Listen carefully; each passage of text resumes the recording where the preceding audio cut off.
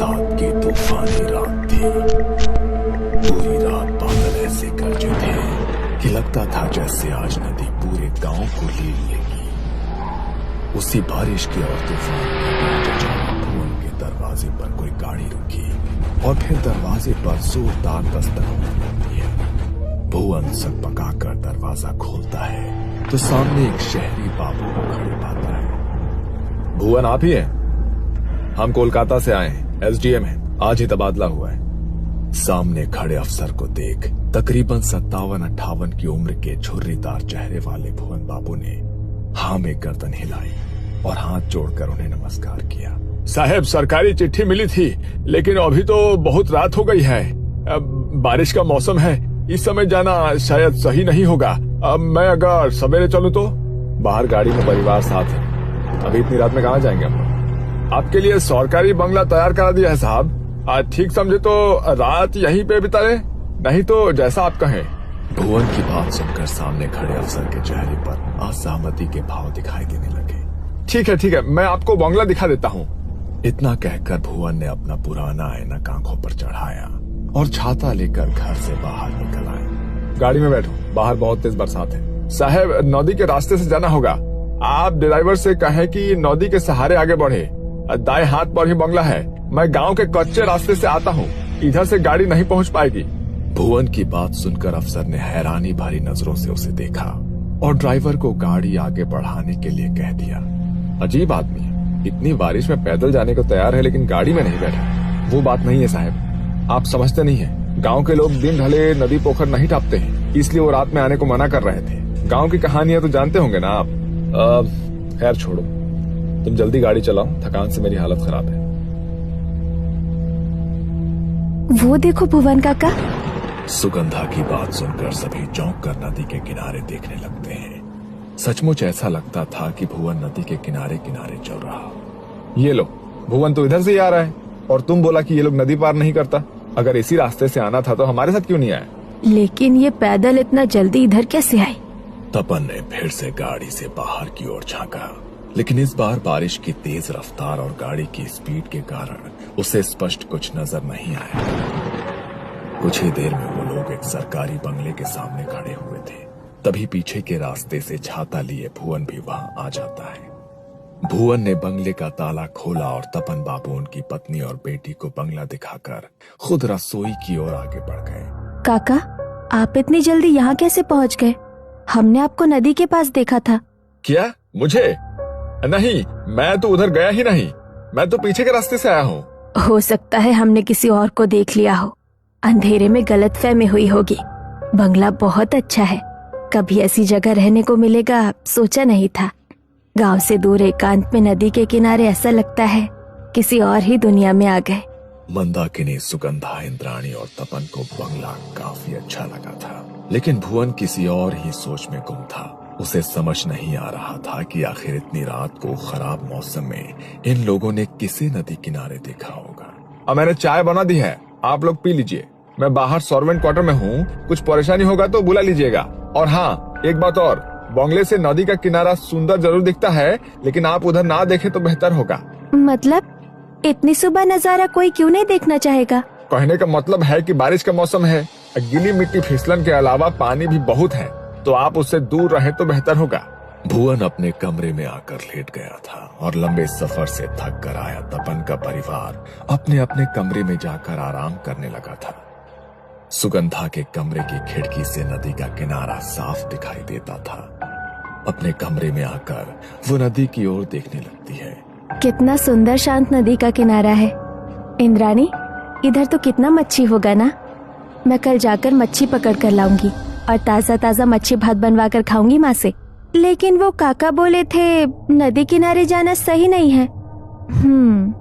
तपन बाबू पत्नी के साथ कमरे में सोने चले गए थे और इधर दोनों बहनें अपने अपने कमरे में आराम करने के लिए आ गई थी।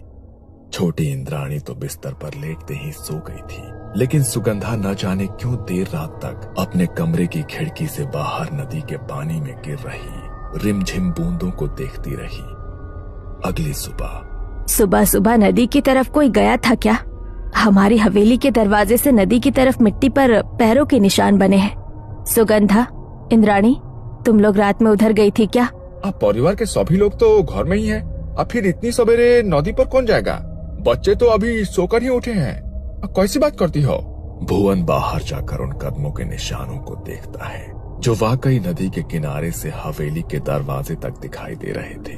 ये किसी इंसान के नदी की ओर जाने के नहीं, बल्कि नदी से हवेली तक जाने का निशान है। क्या? ये कैसे हो सकता है? ये निशान तो... मैं जानता हूँ कि आप क्या कहना चाह रही हैं, लेकिन जिसके पाँव उल्टे हो उसके कदमों के निशान ऐसे ही न बनेंगे।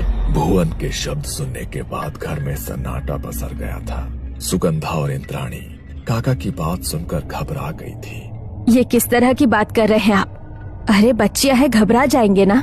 बेकार की बातें छोड़िए और बाजार से कुछ खाने का सामान ला कर दीजिए, बच्चों को भूख लगी होगी। मंदाकिनी की बात सुनकर भुवन काका चुपचाप बाजार की ओर निकल जाते हैं। अगले 1-2 दिन ऐसे ही बीत गए थे। दोनों बहनों ने माँ के साथ मिलकर घर लगभग सेट कर लिया था। सुगंधा, इधर सुन तो जरा। जा बाजार से मछली लेकर आ, आज मच्छी भात बनाएंगे। और कहीं रुक मत जाना, अंधेरा होने से पहले लौट कर आना है। ठीक है माँ, मैं जाती हूँ। 16 साल की सुगंधा घर से निकली तो उसे नदी के किनारे एक लड़की दिखाई दी जो हाथ के इशारे से उसे बुला रही थी। तुम भी यही रहती हो क्या? सुगंधा की बात सुनकर दूसरी लड़की ने रहस्यमयी सी मुस्कान के साथ उसे ऊपर से नीचे तक देखा और हाँ में गर्दन हिला दी। बड़ी बड़ी काजल से सजी आंखें, मोटी चोटी, मनमोहक सा खूबसूरत चेहरा जिस पर से सुगंधा की नजर नहीं हट रही थी। कल मिलोगी, साथ में खेलेंगे। अभी मुझे बाजार जाना है मच्छी लेने, नहीं तो माँ नाराज होगी। की मच्छी? हमें माछ खेते चाहिए, मुझे मच्छी दोगी? अचानक ही सुगंधा के कानों में इंद्राणी की आवाज टकराती है। सुगंधा, ए सुगंधा, उधर क्या कर रही है? जल्दी यहाँ आ, मैं इस लड़की से बात कर रही थी। तुम्हारा नाम की? सुगंधा ने जैसे ही उस लड़की की ओर गर्दन घुमाई तो देखा कि अभी वहाँ कोई भी नहीं था। सुगंधा को कुछ समझ नहीं आ रहा था कि अचानक वो सुंदर सी लड़की कहाँ चली गई। हैरान होकर वो इंद्राणी के पास आती है। उधर अकेले क्या कर रही थी? माँ ने तुझे बाजार जाने को बोला ना? हाँ, लेकिन मैंने अभी एक लड़की को देखा, वो मुझसे बातें कर रही थी, फिर अचानक पता नहीं कहाँ गायब हो गई। बहुत सुंदर थी, कह रही थी यही रहती है। बातें मत बना, कोई नहीं था वहाँ, अकेले में पता नहीं क्या बड़बड़ा रही थी उधर। अच्छा सुन, माँ ने बोला है आते हुए कुछ मीठा भी लेते आना, और हाँ थोड़ा जल्दी जाओ। सुगंधा जल्दी जल्दी बाजार के लिए निकल गई थी, लेकिन बार बार उसके मन में उसी लड़की का ख्याल आ रहा था। बाजार से मच्छी और रसगुल्ला लेकर लौटने में उसे अंधेरा हो गया था। जैसे ही वो नदी के नजदीक पहुंचती है, उसे नदी के पानी में तेज हलचल महसूस होने लगती है। सुगंधा चौंक कर इधर उधर देखती है, आसपास कोई नजर नहीं आता। अचानक उसे तेज सड़न जैसी महक महसूस होती है, जैसे सड़ी हुई मछली किसी ने उसके सामने रख दी हो। सुगंधा ने अपनी चाल तेज कर दी थी, तभी उसे अपने साथ साथ किसी परछाई के चलने का एहसास होता है। सुगंधा चौंक कर पीछे मुड़ती है, लेकिन वहां कोई नजर नहीं आ रहा था। अचानक ही पेड़ से एक डाली टूटकर उसके सामने आकर गिर पड़ती है। तभी सुगंधा के कानों में एक आवाज गूंजती है, आमा के माछ दाओ। वो आवाज सुनकर सुगंधा के रोंगटे खड़े हो गए थे। उसने हाथ में पकड़ा सामान और तेज जकड़ा और अपनी चाल और भी तेज कर दी। कुछ पलों के बाद गुस्से से भरी हुई आवाज फिर से उसके कानों में सुनाई दी, तुम्हें आमा के माछ देबे ना? डर से उसका दिमाग सुन्न पड़ गया था। सुगंधा को होश ही नहीं था वो कब और कैसे वहां से दौड़कर अपने घर के दरवाजे तक पहुंच गई थी। दरवाजे को जोर जोर से पीटने पर जैसे ही इंद्राणी ने दरवाजा खोला, वो वहीं गिर पड़ी। किसी तरह उसे कमरे तक ले जाया गया, जहां उसने अपनी सारी आप बीती सुना दी। ये सब उस भुवन की वजह से हो रहा है, उसने ही डर बैठा दिया है दिमाग में। तुम आराम करो, अब से बाजार मैं जाऊंगी। बेटी की हालत ऐसी देखकर मंदाकिनी काफी परेशान हो गई थी। मच्छी भात बनाने की अब उसकी इच्छा ही नहीं बची थी। देर रात गए मंदाकिनी को रसोई से कुछ आहट सुनाई देने लगी। जब वो रसोई की ओर गई तो वहां का नजारा देख उसके पैरों तले जमीन खिसक गई। सुगंधा के हाथों में कच्ची मछली थी जिसे वो आधा कच्चा ही खा चुकी थी। उसके कपड़ों और मुंह पर खून लगा था और वो इस समय किसी राक्षस जैसी डरावनी नजर आ रही थी। सुगंधा, ये क्या कर रही हो तुम? क्या हुआ है तुझे? भूख लगी थी, इसने मुझे मच्छी खिलाई। अब मैं इसके साथ रहूंगी।